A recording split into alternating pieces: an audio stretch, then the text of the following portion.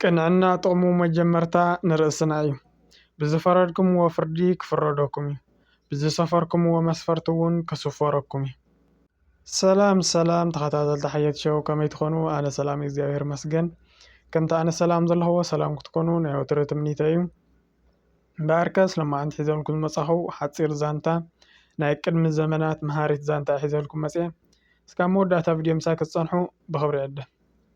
ቅድሚ ዘመናት ዝነበሩ ሓደ ንጉስ ንሰለስተ ግዛኣቱ ንሓደ ጋያሻይ ዝኸውን ንሓደ ወርሒ ዝኾነ ስንቂ ነፍሰ ወከፍኩም ኣዳልው፣ ኣብ ውሽጢ ድማ ዝበለጸን እኹል ምግቢ ይሃልዎ በሎ።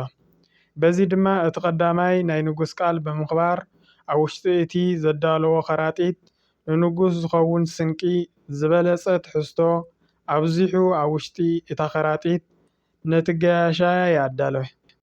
እቲ ኻልኣይ መቸም ንጉስና ንሓደ ድኻ ክልግስሉ ኢሎም እዮም ዝኾኑ እዚ ስንቂ፣ ስለዚ ክንደይናይ ከይፍትሽዎ ብምባል ናይ ንጉስ ቃል ዕሽሽ ኢሉ ውሑድን ዘይርብሑን ስንቂ ንጋያሻይ ኣዳለወ። እቲ ሳልሳይ ካብቲ ኻልኣይ ብዝኸፍአ ብምስሳዕ ነቲ ኸራጢት ካሊእ ነገር ብምውሳኽ ዝተረፈ ኸዓ ዝወሓደ ስንቂ መሊኡ ኣዳለወ።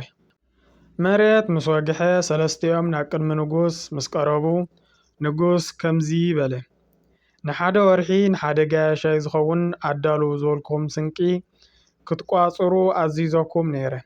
ስለዚ ትእዛዝ ተቐቢልኩም ምድላዋትኩም ጽቡቕ እንበኣር ኣነ ነዚ ናይ ገዛዕዮ ዝሃብኩኹም ናትኩም እሙንነት ቃል ምኽባር ንምርግጋጽ ዝተውሃበኩም ትእዛዝ ንምፍጻም ድልዋት ምዃንኩም ንምፍታን እዩ።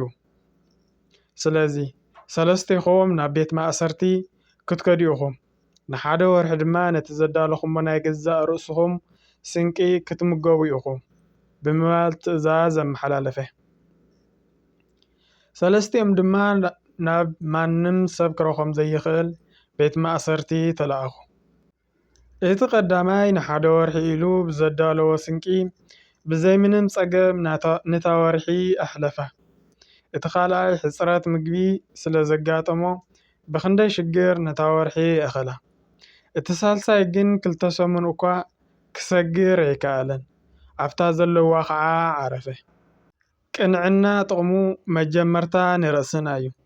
ብዝፈረድኩምዎ ፍርዲ ክፍረደኩም እዩ፣ ብዘሰፈርኩምዎ መስፈርቲ እውን ክስፈረኩም እዩ እሞ ዝብል ቃል ኩሉ ግዜ ኣብ ዝኾነ ቦታ ሰናይ ነገር ንሕሰብ፣ ቅንዕና እውን ይሃለወና። ክፉእ ንርእሱ ጽቡቕ ንርእሱ ጉድጓድ ንኹዓቲኣ።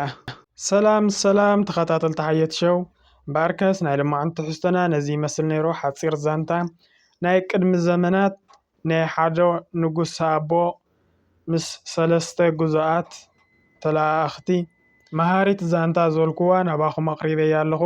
ምስ እምነት ዝተተሓዘት ዛንታ እያ። ተማሂርኩምላ ክትኮኑ ተስፋ ይገብር።